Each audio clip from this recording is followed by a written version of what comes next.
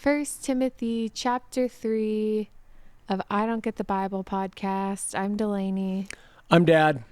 I'm reading the Bible kind of for the first time and asking him questions as we go, coming from the Yeshuan perspective. Okay, here is a trustworthy saying. I like when he opens up with something like that. You can trust me when I say it. Here is a great quote.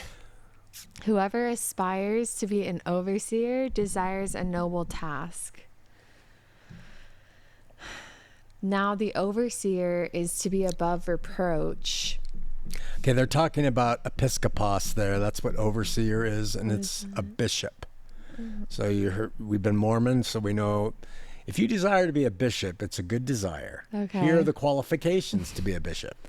Above reproach, faithful to his wife, temperate, self-controlled, respectable, hospitable, able to teach, not given to drunkenness, not violent but gentle, not quarrelsome, not a lover of money.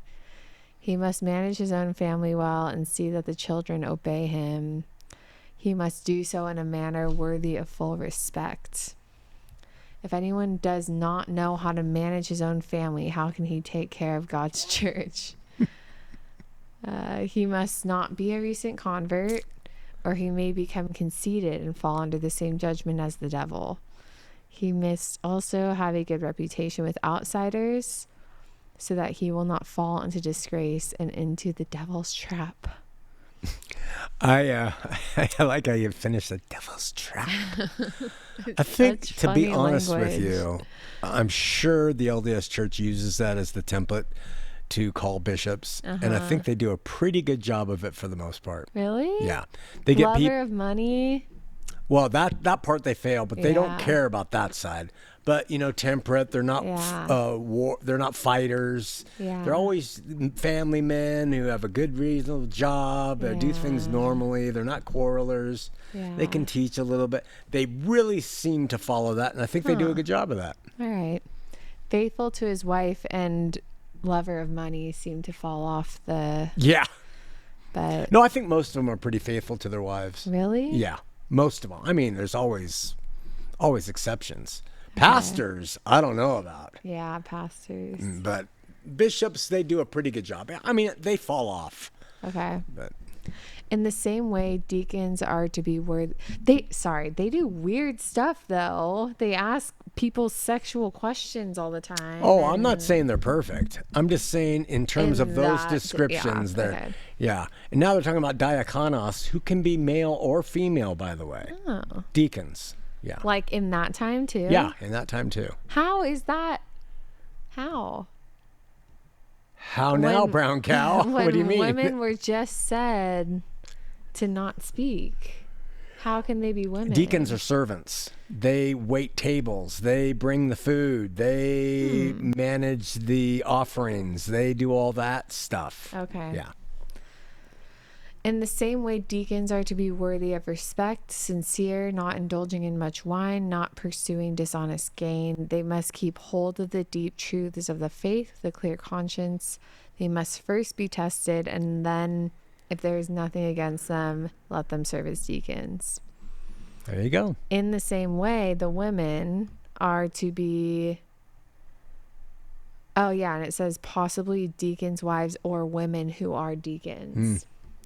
Are to be worthy of respect, not malicious talkers, but temperate and trustworthy in everything. He throws down there, doesn't he? He's got some freaking opinions. A deacon must be faithful to his wife, and he must... That's weird that...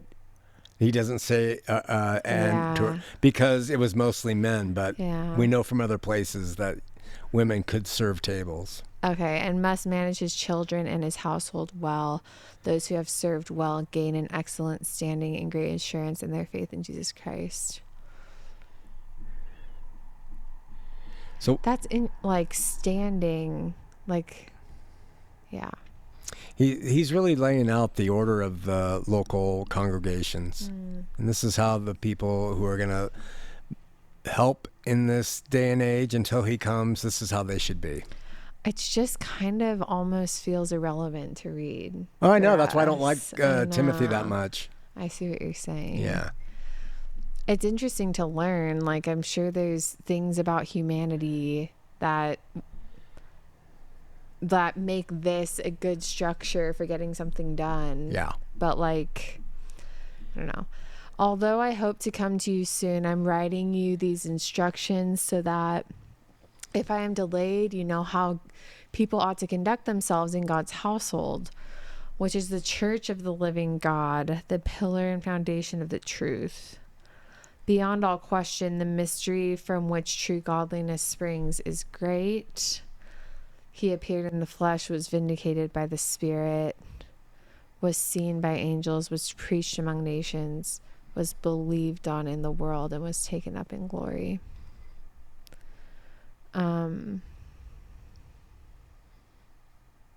That's it. Do you notice there that he calls it the church of God? And then he says, who was.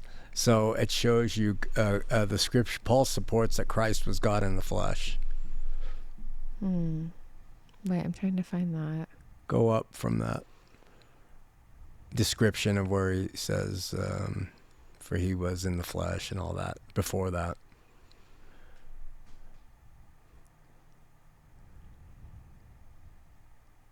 In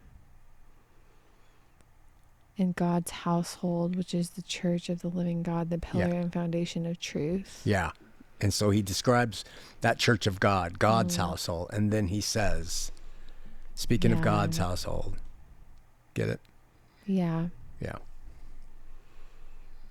Wait, I'm sorry. What's the point you were trying to make about Christ? That he doesn't point Christ he out. first describes God's household and this is the church of God. Yeah. And then he says, who was. That the next line after he describes it. I see. And he describes Jesus. So it's describing Jesus as God indirectly right there. You see that? I don't see it. I'm trying to find who was. Just read that whole thing again, the thing about the household of God. How people ought to conduct themselves in God's household, which is the church of the living God, the pillar and the foundation of the truth. Beyond all question, the mystery from which true godliness springs is great. He appeared in the flesh, was vindicated. Yeah. So he hasn't been talking about Christ specifically. He's been talking about God, God, God.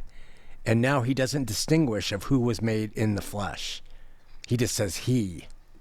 So it's showing that God and Christ are one and the same in Paul's mind in terms of a being, not in terms of their title, but in terms of a being. Yeah. I see. A being. That's like that one is easy to miss. Like these, this is like, sorry, I don't have much words. I have to read that more and like really think about what it's saying. Okay, these are short episodes, but Timothy, there's not much to dig into for our sake. There is to churches. Yeah. I mean, pastors will spend months on talking about this stuff. It's so dumb. It's DUM, STU. But like we've said, if fulfillment didn't happen, I guess it's really important. That's right. Right? So we will teach it and talk about it. Okay. Just come see you next time. Bye. Bye.